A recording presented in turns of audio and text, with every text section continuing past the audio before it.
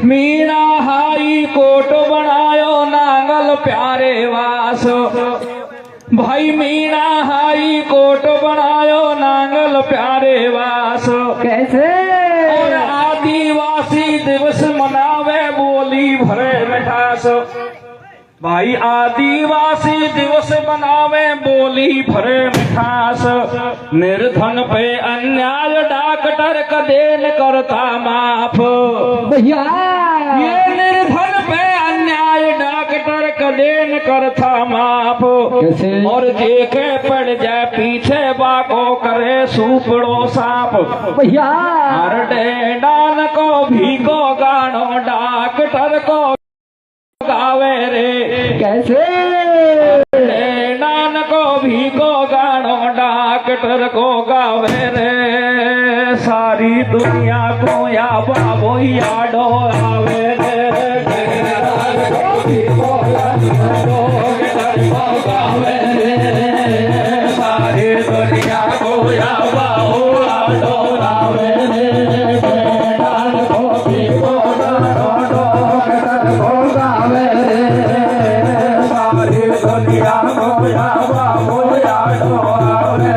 Hello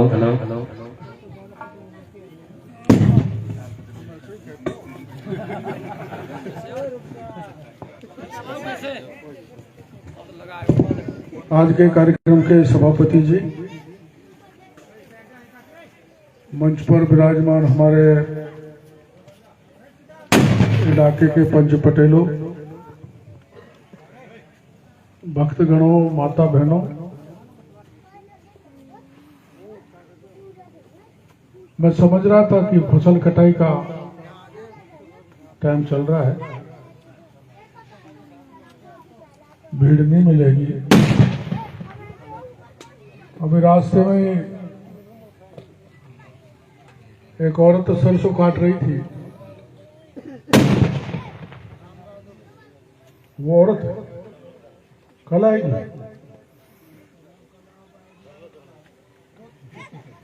ये जोरदार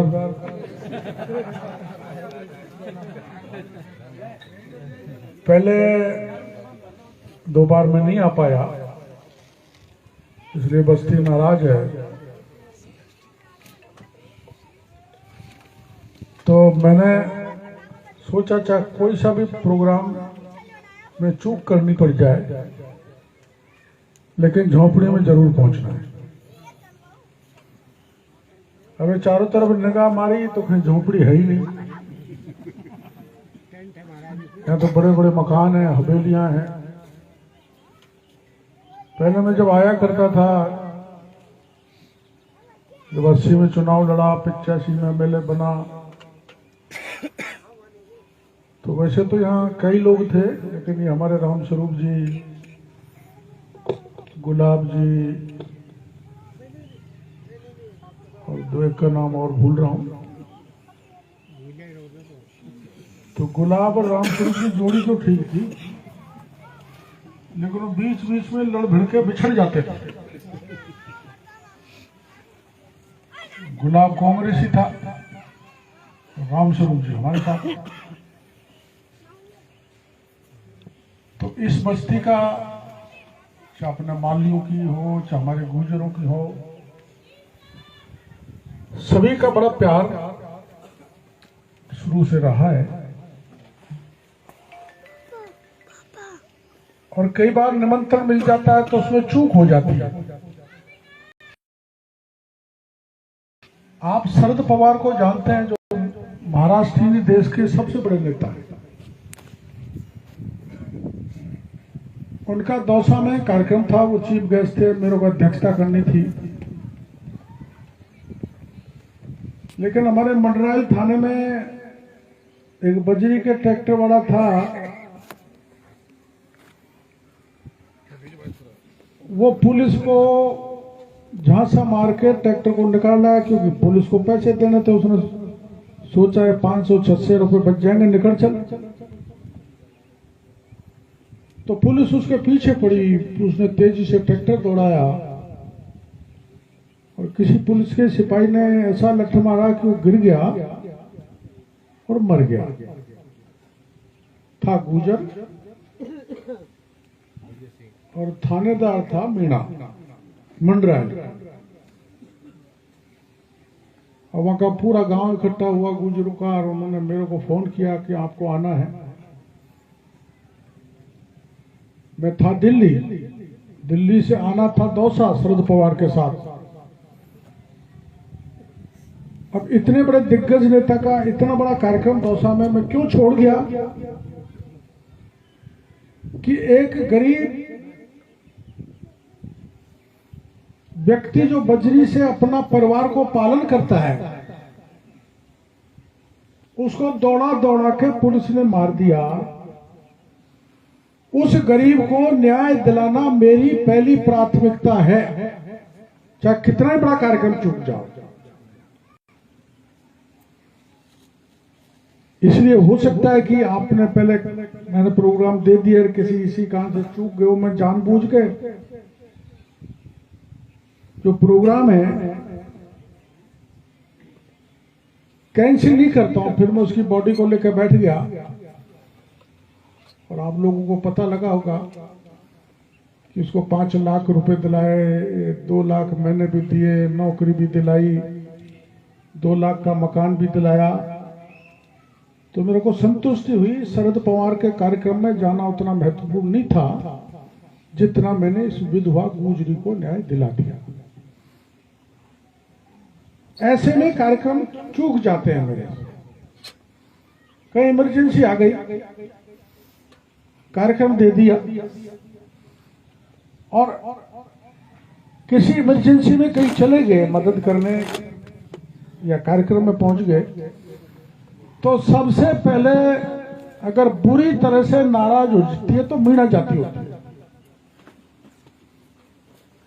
मेरे से और भी प्रोग्राम मांगते हैं, गुजर भी मांगते हैं, माड़ी भी मांगते हैं, एससी के भाई भी मांगते हैं, ब्राह्मण भी मांगते हैं, सब जगह जाता हूं आजकल तो। लेकिन सबसे जो अब ये सब जगह तैयार होकर में मेरी बात जाएगी इधर उधर,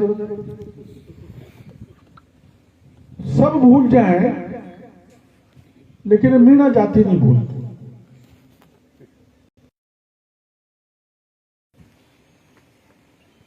तो कोई आता जाता होता था, मेरे को दिखता था, तो मैंने ये उकड़ून के राम सिंह को तो जानते होंगे आप। मैं मूंगफली खा रहा था बैठा बैठा, तो मैंने उसको आवाज दे दी, राम सिंह आजा मूंगफली खा लेंगे। और उसके साथ एक और जा रहा था। अब कोई मेरे को कहे भाई डॉक्टर किरोड़ी आजा, खाना खा ले, चाय पी ले, तो मेरे संग 2 हैं, 3 हैं कि 4 हैं, को आते ही हैं। तो एक आदमी नहीं आया। गुजर भाई वो सुनना ढंग से, मूंगफली खा ली। 5 साल बाद चुनाव हुए, तो उखड़ून में वो एजेंट बन गया हरि सिंह जी का। तो मैं भागा भागा उखड़ून गया। मैंने भाई तू परमेश्वर क्यों मार रहा है यार, पहले 16 वोट से हार गया, अब तू गड़बड़ कर देगा तो मैं बिल्कुल ही बैठ जाऊंगा। ना ना नहीं, तू राम सिंह को मूंगफली खुआ। मैं तो कौन बुलाया तेने। और वो जो 4 साल 5 साल पुरानी बात मैंने याद करी। मैं राम सिंह क्या है, अरे ये आया करी जिन्हें में तू तो बैल है ही, तेरे को लाना चाहिए था। मेरे को क्या पता है मूंगफली का टंटा इतना पड़ जाएगा कि 5 साल में याद रखेगा, एजेंट बन जाएगा। मैंने उससे कहा भाई मैं बोरी की बोरी मूंगफली दे दूंगा, परमेश्वर एजेंट मत बनो। तो यूं बदला नहीं लेना चाहिए, यूं नाराज नहीं होना चाहिए। आदमी की मजबूरी हो जाती है, परिस्थितियां बन जाती हैं, नहीं आना होता। तो इसलिए पूरी बस्ती से पहले मैं 2 बार नहीं आ पाया, आप लोगों से माफी चाहता हूं। और अब की आ गया तो चमेली आ गई दंगल में, अरे कौन सी गुनाह चमेली? कोई चमेली नहीं है। हैं? एक भी है का कोई सी चमेली? कोई सी चमेली या मिल गई तो लूगड़ी दूंगा पीढ़ी। कोई झूठी खड़ी मत हो जाना। अब चमेली है नहीं। गीत चमेली का गा रहे हैं कि डॉक्टर क्योड़ी आयो जब आगे दंगल में चमेली, चमेली गायब है। लेकिन है बस्ती के भाई ने बुलाया,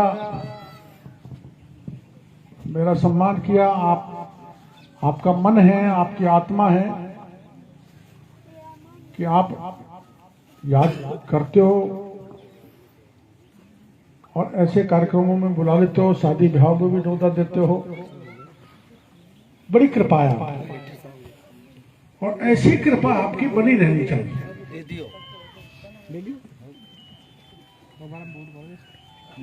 मैं आपके सदा साथ हूं, रहा हूं, रहूंगा।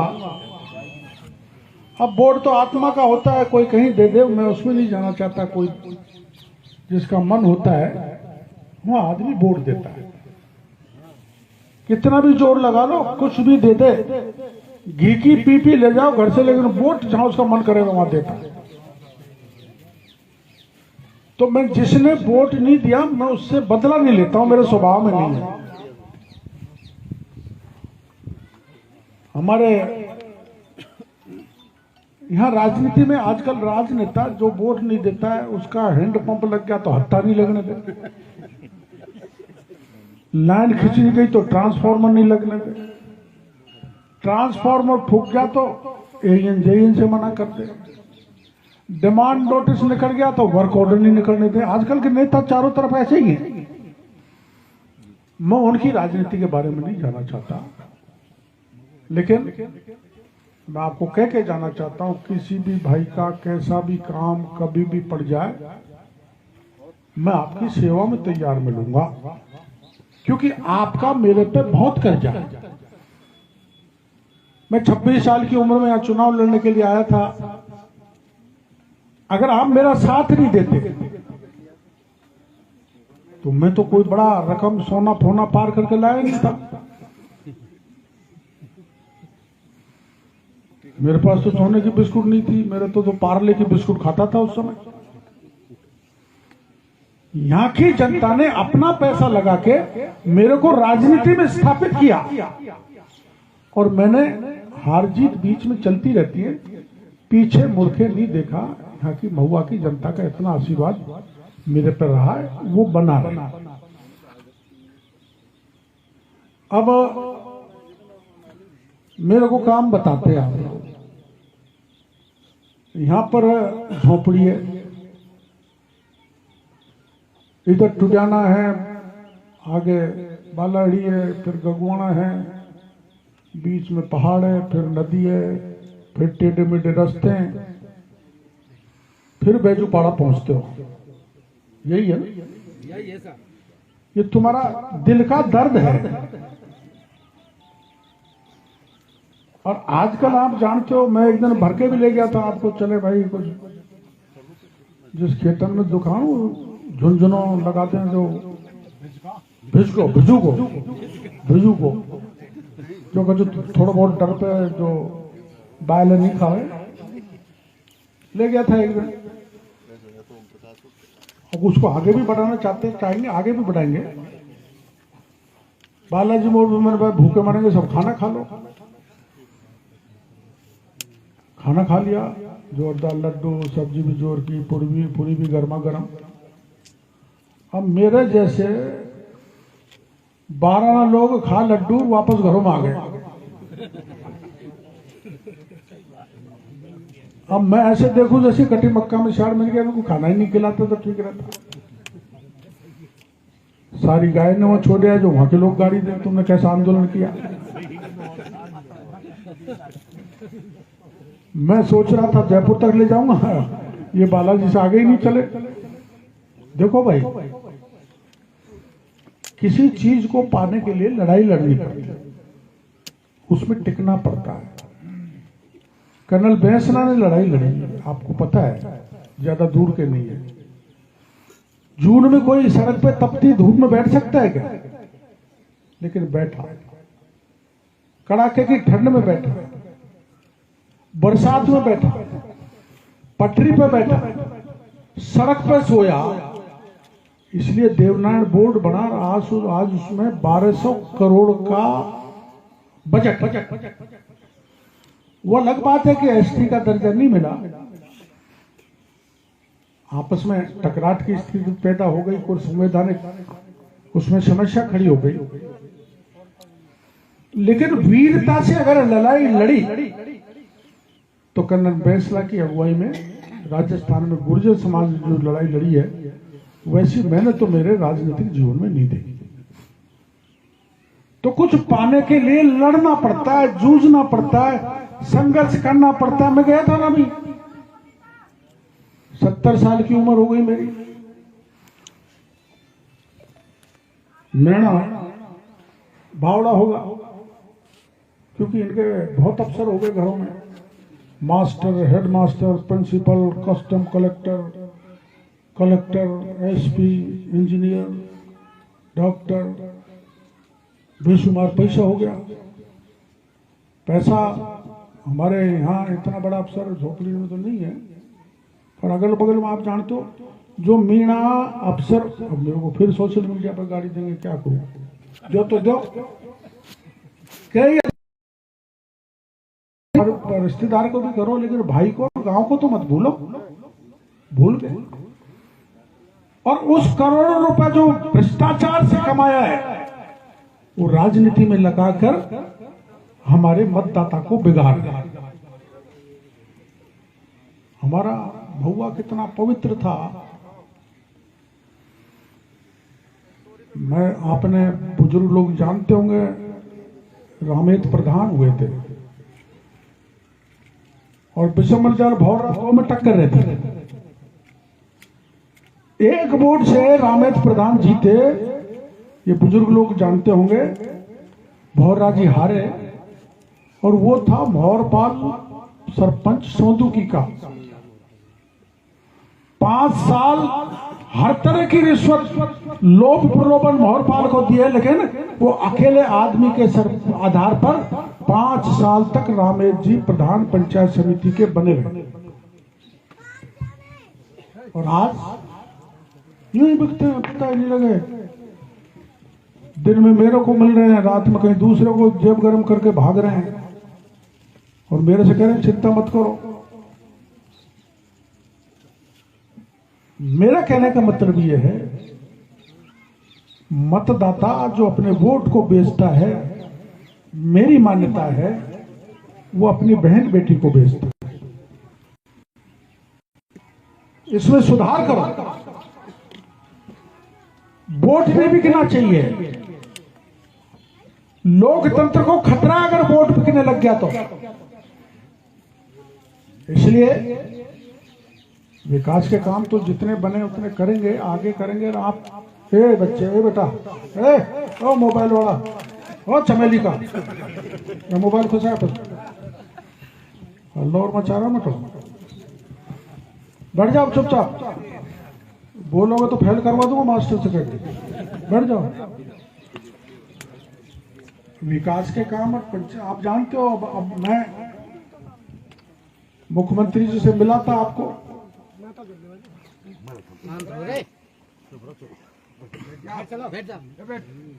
लेकिन मैं मुख्यमंत्री के कुछ मीणा नेताओं ने कहा कि हम हिंदू नहीं है। आपने अखबारों में पढ़ा होगा। और जब भागवत कथा करें या कोई भी भजन पाठ करें मंदिर है, वहां वही केसरिया झंडा फहराया जाता है, उसको ऊपर जाके एक मीणा एमएलए ने फाड़ दिया। हमने कह दिया भाई हम झंडा लगाएंगे। सरकार ने कह दिया नहीं, झंडा नहीं लगने देंगे। 1000-1200 पुलिस, बंदूक दनादन गोलियां, वाटर स्कैन, पानी डालते हैं, पानी जो आदमी चक्कर खा गिर जाए, अग्नि अस्त्र, गैस के गोले, और वो क्या कहते हैं ड्रोन। लेकिन मैंने कह दिया चाहे सरकार कोई व्यवस्था कर ले, मैं आमागढ़ के गढ़ में झंडा फहराऊंगा। अब 1000-1500 पुलिस सब हथियार बंद, लेकिन भगवान का काम करने के लिए गए थे। बरसात बरस रही थी, कांटे थे, धौक थे, सीधी चढ़ाई थी, सांप थे, घोररे थे, भगेर थे, लेकिन हमें तो कोई नहीं मिला, क्योंकि भगवान का आदेश था। वहां शिव भोले का स्थान था, उसका झंडा फाड़ा। तो हम 7.5 किलोमीटर पहाड़ पे चढ़े, उतरे, फिर चढ़े, फिर उतरे, और 2.5 किलोमीटर की किले की बाउंड्री को पार करके पुलिस धरी रह गई, हमने झंडा फहरा दिया। आपने अखबार में पढ़ा होगा।